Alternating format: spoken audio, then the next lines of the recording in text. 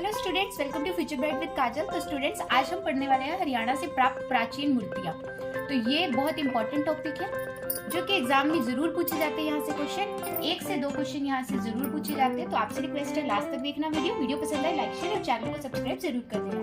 तो चलिए शुरू करते हैं। सबसे पहले आता है हरियाणा से प्राप्त प्राचीन मूर्तियाँ। तो हरियाणा से जो प्राप्त प्राचीन मूर्ति है वो कौन सी है? तो वो हो जाएगी यक्षिणी की मूर्तियाँ। ठीक है, यक्षिणी की मूर्तियाँ ये बहुत इंपॉर्टेंट है। यहाँ से एग्जाम में एक क्वेश्चन जरूर पूछा गया था। यक्षिणी की मूर्तियाँ कहाँ से मिली थी? तो ये मिली थी हमारी पलवल। आप साथ साथ नोट कीजिएगा, पलवल, होडल, हथीन व भादस मेवाड़ से मिली थी। ठीक है, हथीन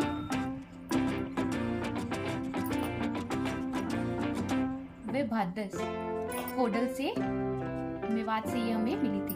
ठीक है, ये यक्षिणी की मूर्ति हमें कहाँ से मिलती है? पलवल, होडल, हथीन व भादस से हमें मिली थी। ठीक है, मेवाड़ से। और इसको क्या कहा जाता है? जो ये यक्षिणी की मूर्तियां है ये हरियाणा की प्राचीन मूर्तियां है। ठीक है, सबसे प्राचीन मूर्तियां है। ये कौन सी? ये सबसे प्राचीन मूर्तियां है, सबसे प्राचीन मूर्तियां। ठीक है, ये सबसे प्राचीन मूर्तियां है। हरियाणा की सबसे प्राचीन मूर्तियां यक्षिणी की। और इन मूर्तियों का रंग कैसा है? तो इन मूर्तियों का जो रंग है वो लाल है। ठीक है, लाल रंग। ये बहुत ज्यादा इंपॉर्टेंट है जो मैं आपको नोट करवा रही हूँ। आप साथ साथ अपनी नोटबुक में नोट कीजिए।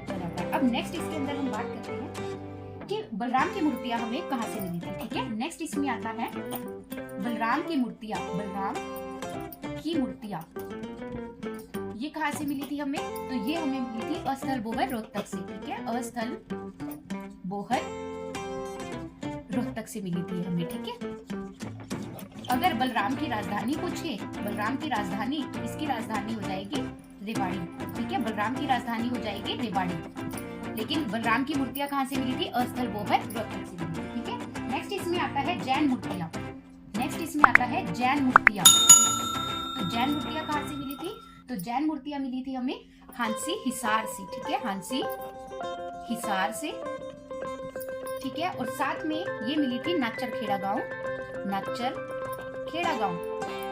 खेड़ा गांव जो कि कहाँ है? जींद में, यहाँ से मिली थी। ठीक है, आई होप आपको यहाँ तक क्लियर हुआ होगा। तो नेक्स्ट इसमें आता है कि गुप्तकालीन सूर्य देव की मूर्तियां कहाँ से मिली थी। गुप्तकालीन सूर्य देव की मूर्तियां ये कहाँ से मिली थी? तो ये मिली थी अग्रोहा हिसार से, अग्रोहा हिसार से। ठीक है, और साथ में ये कहाँ से मिली थी? रनीला गांव जो कि कहाँ है? चरखी दादरी में। ठीक है, वहां से रनीला गांव,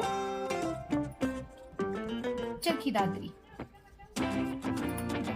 ठीक है, नेक्स्ट इसमें आता है कि कुषाण कालीन मूर्तियां कहाँ से मिली थी? कुषाण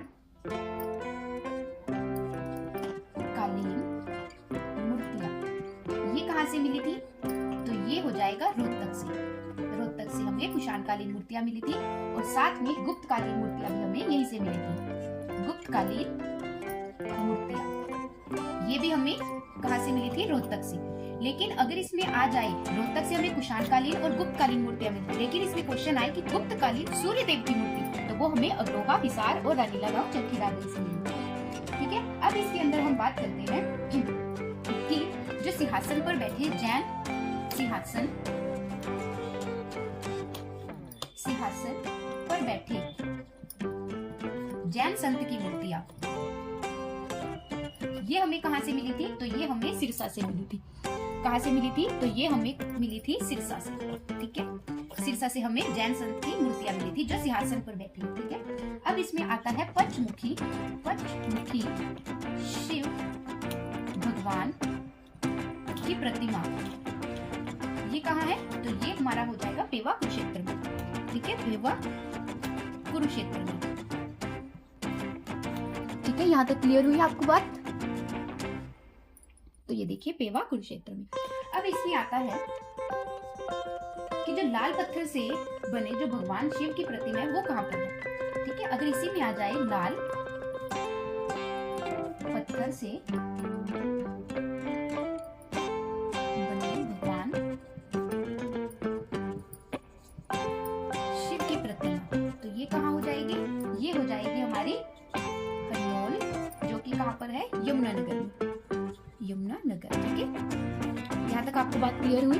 तो ये क्वेश्चन बहुत ज्यादा इंपॉर्टेंट है, एग्जाम में पूछी जाएगी। अब इसमें हम बात करते हैं कि जो शेषशैया पर लेटे भगवान विष्णु की प्रतिमा हमें कहाँ से मिली है। ठीक है, शेषशैया पर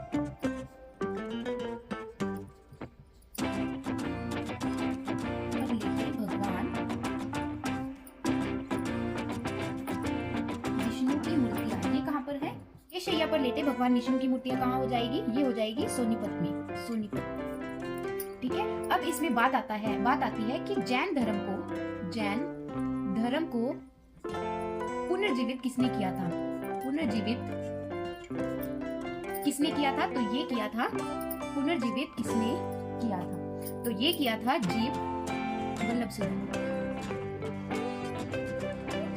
ठीक है, अब इसी में बात करी जाए कि जो हरियाणा से हमें मूर्तियां प्राप्त हुई है, हरियाणा से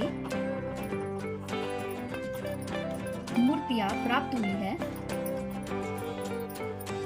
उन पर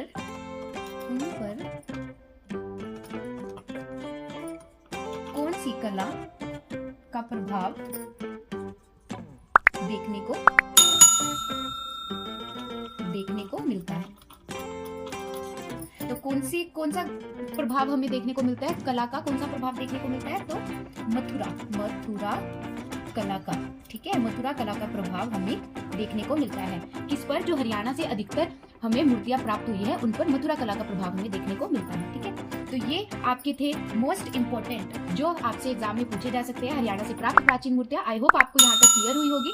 तो स्टूडेंट्स, वीडियो पसंद आई, लाइक शेयर और चैनल को सब्सक्राइब जरूर कर देना। थैंक यू, हम फिर मिलते हैं अपनी नेक्स्ट वीडियो में।